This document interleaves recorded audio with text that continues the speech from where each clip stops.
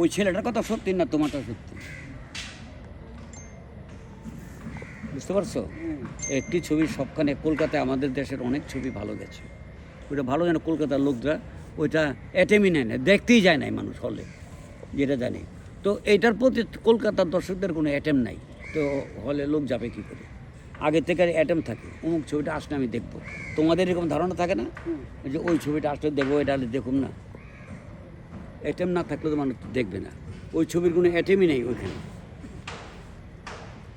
সাকিবের ছবি দেখার অ্যাটেম আছে মানুষের, সাকিবের ছবি আসলে দেখবো, আর তো কেউ নাই। আচ্ছা, আপনি ব্যক্তিগতভাবে এখন চলচ্চিত্র নিয়ে কি ভাবতেছেন সেটা? কিছুই ভাবি না আমি কিছুই ভাবি না। আমরা চলচ্চিত্রে ছিলাম রাজার হালে, সিংহাসনের রাজার মতো বসে থেকে আমার মনে করি যে চলচ্চিত্র নির্মাণ করেছিলাম। আমরা করতে করতে করতে করতে 54 বছর হয়ে গেছে আমার চলচ্চিত্রের মানে পরিচালনা এবং প্রযোজনায়। আমি তো 26টা ছবি প্রযোজনা করেছি। আমার ঘরের মধ্যে ফ্লপ ছবি নাই, 26টাই হিট ছবি।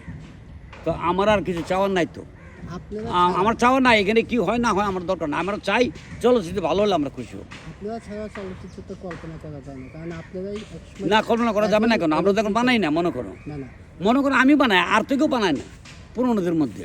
আমি আর কাজী হায়াত সাহেব আছে, আমি দুজন করি, দুজনকে দিয়ে কি চলচ্চিত্র হয়ে যাবে? এর ফিউচার কোথায় যাচ্ছে? ফিউচার জানি না। ওই যে দেখো না, সিনেমা হলে মানুষ যায় না, ইয়েতে এখন সব চলচ্চিত্র বাদ দিয়ে চিন্তা বাদ দিয়ে সব শোরুম উদ্বোধন নিয়ে ব্যস্ত। এটা আপনি কি চোখে দেখতে? কি উদ্বোধন?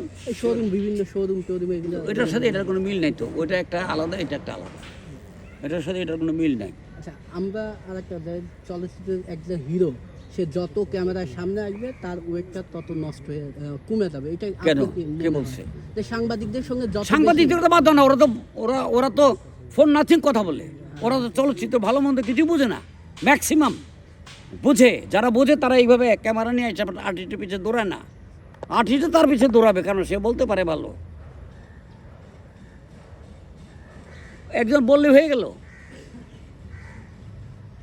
বলার কথা তো বলে তো কত কথাই বলা যায়। তুমি এখানে বলে 10টা কবিতা বলতে হলে বলবা, তোমার পাঠ্যের কবিতা কটা মুখস্থ আছে সেটা বলো। আপনি এই যে এখন আর্টিস্টরা বেশি ক্যামেরা সংবাদ সম্মেলন করতেছে, এটা কি আপনার কাছে? না, বেশি কমে এটা তো কোনো ফ্যাক্টরি না।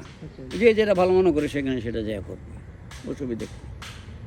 আচ্ছা স্যার, সামনে তো আপনার বিগ বাজেট অপারেশন জ্যাকপট, এই যে ছবিটা কবে আসবে এবং মানে কবে? আরও 4-5 মাস লাগবে। কতটুকু পর্যায়ে এখানে? ওই যে ফ্রান্সে গিয়ে শুটিং আছে আমাদের, শিপ ব্লাস্টিংয়ের। এটা ফ্রান্সে গিয়ে করলেই শেষ হয়ে গেছে। অনেকে বলে তো অনন্ত ছবি আমরা দেখি না, না দেখলে নাই কেন কাজ? তো আমি বলছি তুমি দেখো, অনন্ত ছবি দেখি না, তুমি তো অনন্ত, তুমি খামাখা তুমি এটা এখানে প্রচার করবা কেন? চলচ্চিত্রের জন্যই তো তোমরা এখানে আসছো, আর নাহলে তোমাদের কোনো ভ্যালু নাই। তাহলে অনন্তকে তুমি খারাপ বলবা কেন? অনন্ত সাকিবের পরের পজিশনে আছে এখন। এবং অনন্ত ভাইকে আমরা বলি সালমান শাহ। হ্যাঁ, হইতে পারে। অত্যন্ত ভালো অভিনয় করে অনন্ত জলিল, এবং তার মধ্যে সব গুণ আছে, সব গুণ আছে। একটি ছবিতে অভিনয় করার মতো সমস্ত গুণ তার আছে, এমন সে ভালো অভিনয় করে। এবং আমি সর্বপ্রথম তার খোঁজ সার্চ যখন তার আসে, আমি ভাবছিলাম যে আমি ওর টিকিট কাটে হলে যাওয়ার ছবি দেখছি এবং ভাবছি এই হিরো কোথায় থেকে আসলো, তার যে ধরার স্টাইলটা আমি নিজেও অবাক। ঠিক আছে, এরা নিয়ে ফিউচারে ঠিক আছে, যেমন মানে খুব ভালো কোনো পরিকল্পনা আরও কিছু আছে না? কার? অনন্ত ভাই।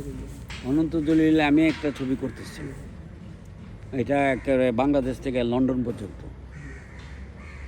বাংলাদেশ থেকে ভারতে যাব, ভারত থেকে